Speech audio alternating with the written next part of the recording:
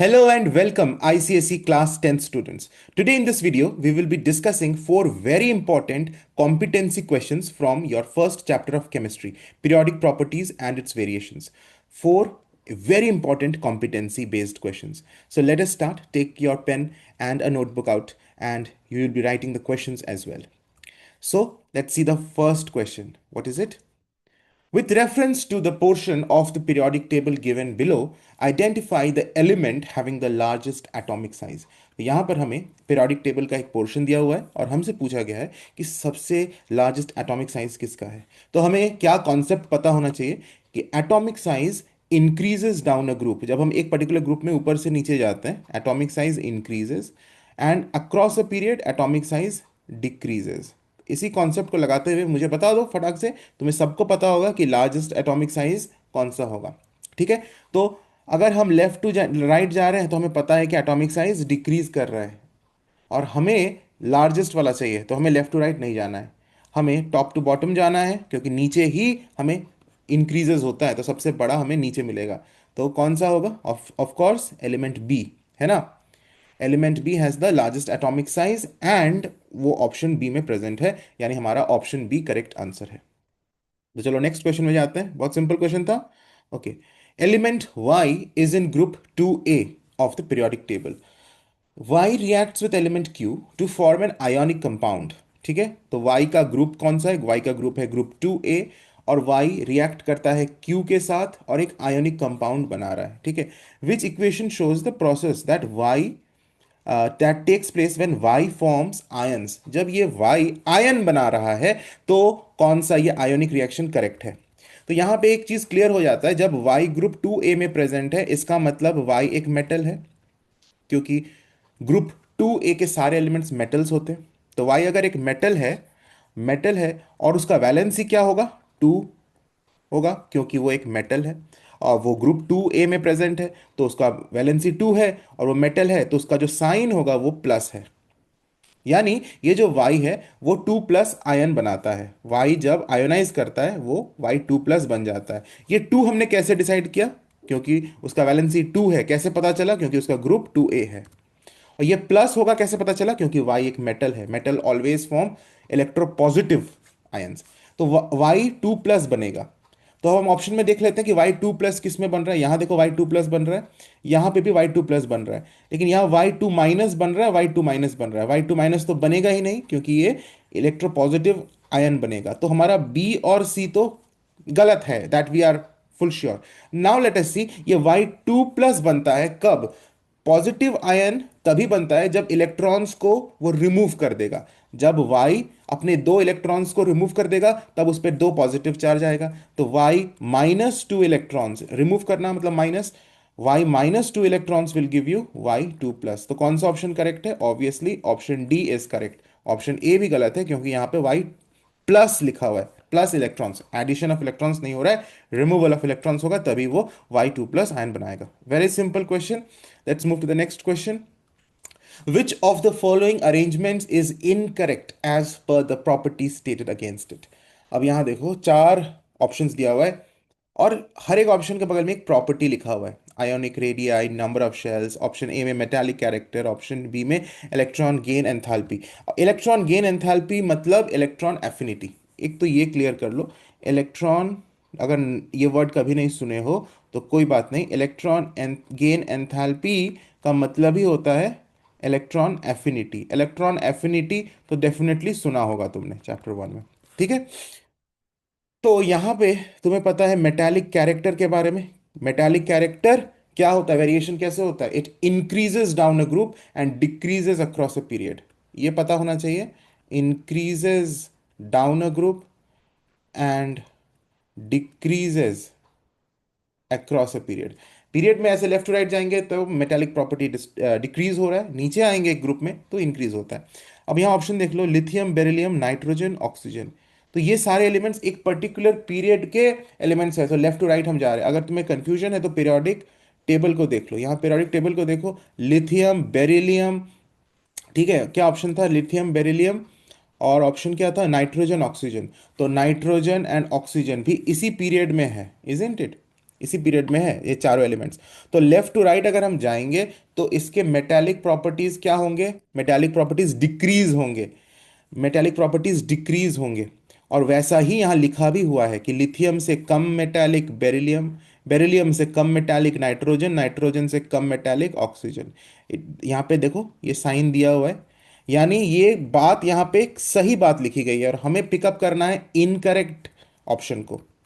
तो ये तो करेक्ट स्टेटमेंट है, सो ये हमारा आंसर नहीं है। ठीक है, नेक्स्ट ऑप्शन को देखते हैं। इलेक्ट्रॉन गेन एंथैल्पी यानी इलेक्ट्रॉन एफिनिटी के टर्म्स में, तो क्लोरीन, फ्लोरीन, ब्रोमीन, आयोडीन, तो हमें पता है कि इलेक्ट्रॉन एफिनिटी क्या होता है। Electron affinity decreases down a group, ये पता होना चाहिए, डिक्रीजेस डाउन अ ग्रुप। और यहां देखो ग्रुप 17 के एलिमेंट्स लिखे हुए हैं, क्लोरीन, फ्लोरीन, ब्रोमीन, आयोडीन, एक पर्टिकुलर ग्रुप के एलिमेंट्स लिखे हुए हैं और हमें यह पता है कि electron affinity decreases down a group होता है। लेकिन एक और बात यहां पे हमें पता होना चाहिए कि ग्रुप 17 के केस में एक एक्सेप्शन भी है। ग्रुप 17 में एक एक्सेप्शन है, ये बोर्ड्स के लिए बहुत ज्यादा जरूरी इंपॉर्टेंट चीज है कि ग्रुप 17 के एलिमेंट्स को अगर हम देखें तो फ्लोरीन के बाद क्लोरीन आता है, फिर ब्रोमीन आता है, फिर आयोडीन आता है। तो अगर एक्सेप्शन न हो और electron affinity decreases down a group हो तो सबसे ज्यादा इलेक्ट्रॉन एफिनिटी होना चाहिए फ्लोरीन का और सबसे कम इलेक्ट्रॉन एफिनिटी होना चाहिए आयोडीन का। लेकिन यहां एक्सेप्शन यह है कि सबसे कम इलेक्ट्रॉन एफिनिटी होता है क्लोरीन का, आई मीन सबसे ज्यादा इलेक्ट्रॉन एफिनिटी होता है क्लोरीन का। फिर से एक बार सुन लो, अगर एक्सेप्शन ना होता और ये रूल फॉलो होता कि electron affinity decreases down a group, तो सबसे मैक्सिमम इलेक्ट्रॉन एफिनिटी फ्लोरीन का होना चाहिए, उसके बाद क्लोरीन, फिर थोड़ा सा कम ब्रोमीन और फिर सबसे कम इलेक्ट्रॉन एफिनिटी आयोडीन का होना चाहिए। लेकिन एक्सेप्शन होने की वजह से फ्लोरीन का मैक्सिमम इलेक्ट्रॉन एफिनिटी नहीं है, क्लोरीन का इलेक्ट्रॉन एफिनिटी सबसे मैक्सिमम है। क्लोरीन का इलेक्ट्रॉन एफिनिटी सबसे मैक्सिमम है, उससे थोड़ा कम फ्लोरीन है, उसके बाद फिर ब्रोमीन है, उसके बाद फिर आयोडीन है। That means this is the decreasing order of electron affinity. Chlorine और फ्लोरीन में इंटरचेंज हो जाता है, ठीक है। even if fluorine is above chlorine, but fluorine doesn't have more electron affinity than chlorine। लेकिन एक और प्रॉपर्टी इलेक्ट्रॉन नेगेटिविटी, उसके साथ कंफ्यूज मत करो, इलेक्ट्रॉन नेगेटिविटी भी डिक्रीजेस डाउन अ ग्रुप और उसमें कोई एक्सेप्शन नहीं है। उसमें fluorine is most electronegative element, ठीक है, उसमें एक्सेप्शन नहीं है। मैं इलेक्ट्रॉन नेगेटिविटी की बात नहीं कर रहा हूं, मैं इलेक्ट्रॉन गेन एंथैल्पी या फिर इलेक्ट्रॉन एफिनिटी की बात कर रहा हूं। इलेक्ट्रॉन एफिनिटी में क्लोरीन का होता है मैक्सिमम इलेक्ट्रॉन एफिनिटी, उससे थोड़ा कम फ्लोरीन का, उससे भी थोड़ा कम ब्रोमीन का और सबसे कम इलेक्ट्रॉन एफिनिटी होता है आयोडीन का, इन चारों में से। तो यहां पे भी तो वही बात लिखा गया है, chlorine, fluorine, bromine, iodine in decreasing order of electron gain enthalpy, यानी ये ऑप्शन भी करेक्ट है, तो ये हमारा आंसर नहीं है। अच्छा, ऑप्शन डी को एक बार देख लो। ऑप्शन डी लिखा हुआ है iodine, bromine, chlorine, fluorine, number of shells, और वो decreasing order of number of shells लिखा हुआ है। क्या ये सही है? ये भी सही है, क्योंकि हमें पता है कि जब हम नंबर ऑफ शेल्स की बात करते हैं और एक पर्टिकुलर ग्रुप में नंबर ऑफ शेल्स इंक्रीज करता है, ऊपर से जब नीचे आते हैं एक पर्टिकुलर ग्रुप में तो नंबर ऑफ शेल्स इंक्रीज करता है, यानी फ्लोरीन, क्लोरीन, ब्रोमीन, आयोडीन ऐसे ही ऑर्डर में है ग्रुप 17 में। तो फ्लोरीन से ज्यादा नंबर ऑफ शेल्स होगा क्लोरीन में, क्लोरीन से भी ज्यादा नंबर ऑफ शेल्स ब्रोमीन में, और ब्रोमीन से भी ज्यादा नंबर ऑफ शेल्स होगा आयोडीन में।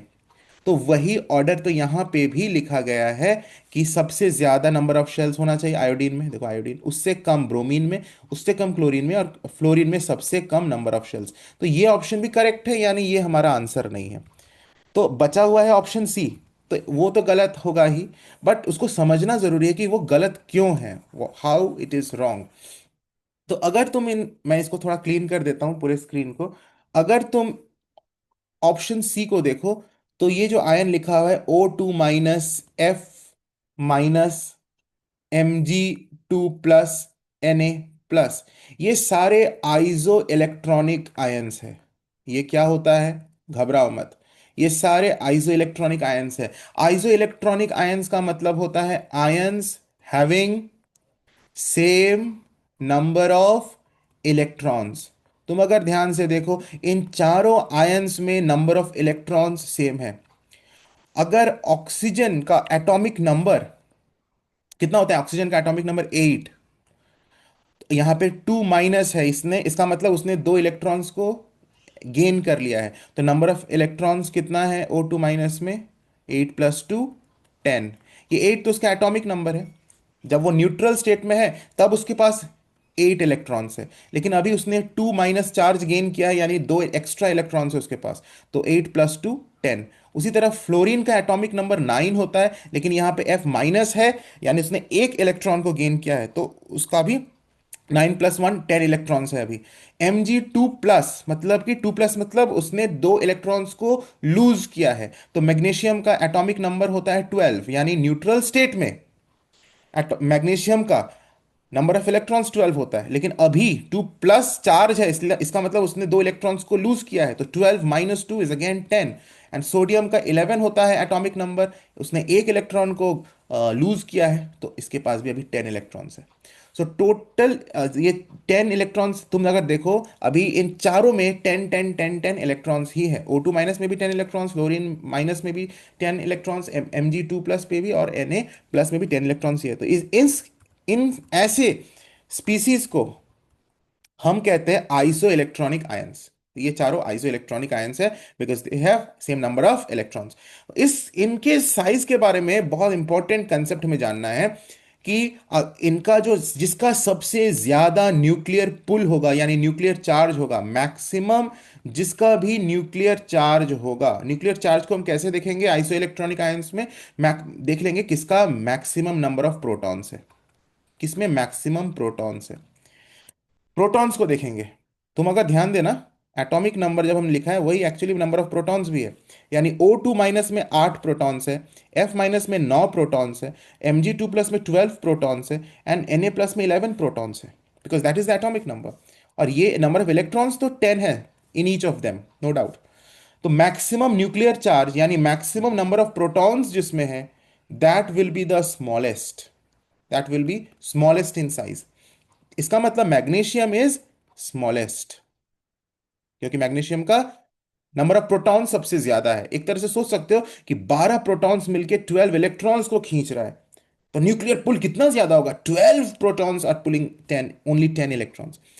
लेकिन अगर हम देखें ऑक्सीजन का, O2 माइनस का, उसको में सबसे कम नंबर ऑफ प्रोटॉन्स है, 8 ही है, बाकी का उससे ज्यादा है। और 8 protons are only 8 protons are pulling 10 electrons, तो न्यूक्लियर पुल सबसे कम होगा यहां पे। तो इस केस में ये मैं इसका साइज सबसे बड़ा होगा, बिगेस्ट होगा।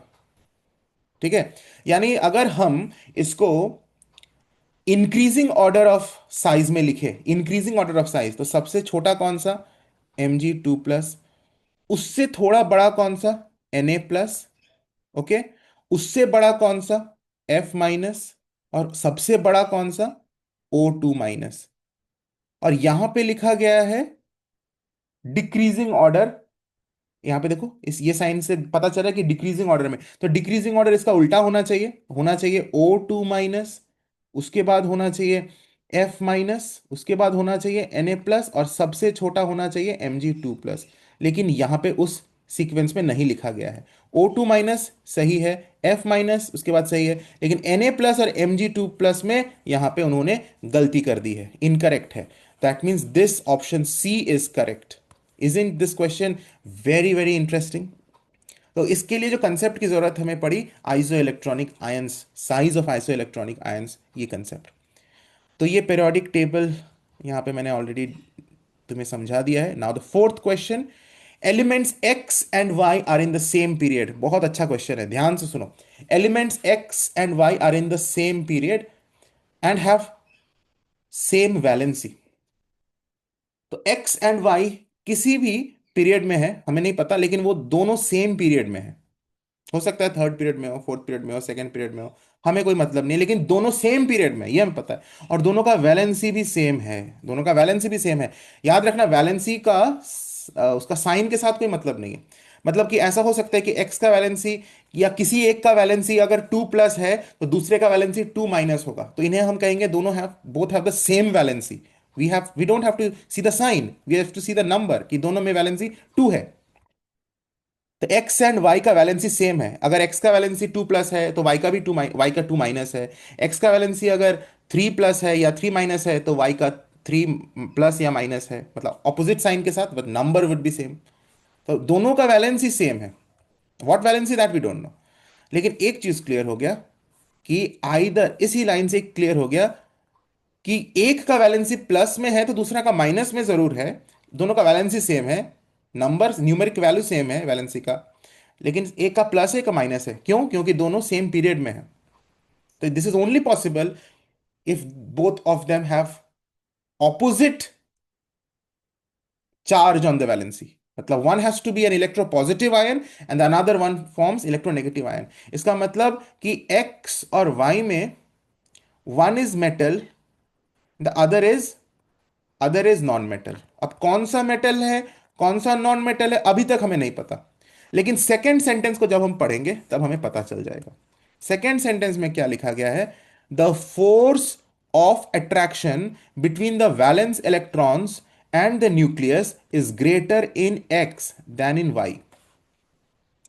तो एक्स के केस में क्या बोला गया है? वैलेंस इलेक्ट्रॉन्स और न्यूक्लियस के बीच में जो फोर्स ऑफ अट्रैक्शन है वो ग्रेटर है। यानी एक्स के केस में न्यूक्लियर पुल, इसे हम न्यूक्लियर पुल कहेंगे ना, जो न्यूक्लियस वैलेंस इलेक्ट्रॉन को खींच रहा है जिस फोर्स को, उसे हम न्यूक्लियर पुल कहते हैं। तो nuclear pull is more in X. और वाई में क्या कहता है? Nuclear pull is less. अब तुम्हें पता है कि मेटल्स में न्यूक्लियर पुल लेस होता है, क्योंकि metals are electron donors. Metals easily electron को डोनेट कर देता है, क्योंकि न्यूक्लियर पुल ज्यादा नहीं होता है, न्यूक्लियस उसको ज्यादा जोर से खींच नहीं रहा होता है। लेकिन नॉन मेटल्स इलेक्ट्रॉन डोनर्स नहीं होता, वो इलेक्ट्रॉन एक्सेप्टर्स होता है, क्योंकि नॉन मेटल्स में न्यूक्लियर पुल बहुत ज्यादा इलेक्ट्रॉन को एक्सेप्ट कर लेता है। तो नॉन मेटल में इलेक्ट्रॉन पुल ज्यादा होता है, आई मीन न्यूक्लियर पुल ज्यादा होता है। तो एक्स इज नॉन मेटल। ऐसे हमें ये चीज पता होना चाहिए, ऐसे हमें कंक्लूड करना है, एनालाइज करना है। काफी अच्छा क्वेश्चन है। और वाई में न्यूक्लियर पुल कम है तो वाई मेटल है। तो सेकेंड सेंटेंस को पढ़ के हमें पता चल गया कि एक्स नॉन मेटल है, वाई मेटल है। Which of the following is likely to be true about X and Y? तो पहला ऑप्शन को देखते हैं, Y is more electronegative than X. बिल्कुल गलत, क्योंकि हमने अभी लिखा, पता चल गया हमें कि वाई मेटल है। अगर वाई मेटल है तो वाई इलेक्ट्रो पॉजिटिव होना चाहिए, तो यहां वाई मोर इलेक्ट्रोनेगेटिव लिखा गया, तो ये तो गलत ऑप्शन है। X has greater atomic radius than Y. अब देखो, एटॉमिक रेडियस या एटॉमिक साइज की अगर हम बात करें तो नॉन मेटल्स का एटॉमिक साइज छोटा होता है ना। नॉन मेटल्स में न्यूक्लियर पुल ज्यादा होता है तो उसका साइज छोटा होता है। तो फिर एक्स का साइज छोटा होना चाहिए। एक्स नॉन मेटल है, एक्स का साइज छोटा होना चाहिए, लेकिन यहां लिखा हुआ है X has greater atomic radius. No, so this is again wrong. Option C कहता है Y has more metallic character than X. In fact that is true. Y का हमने देखा है कि वाई मेटेलिक ज्यादा है, Y is a metal, X is non metal. तो ये ऑप्शन करेक्ट है सी। और डी इनकरेक्ट क्यों है? डी कहता है X is more metallic than Y, तो ये तो गलत है, X is non metallic, right? तो ये भी गलत है, तो इसका ऑप्शन सी करेक्ट है। Isn't it a very interesting question, good level of question. Okay, so आज हमने 4 कॉम्पिटेंसी क्वेश्चंस केमिस्ट्री का चैप्टर 1 से डिस्कस किया। मुझे उम्मीद है तुम्हें बहुत अच्छा लगा। अगर अच्छा लगा तो लाइक बटन को प्रेस कर देना, इस वीडियो को अपने फ्रेंड्स के साथ शेयर जरूर करना, और अगर चैनल को अभी तक सब्सक्राइब नहीं किया हो तो जरूर सब्सक्राइब कर लेना। And we will be coming up with more of competency based questions. God bless you, take care, study well.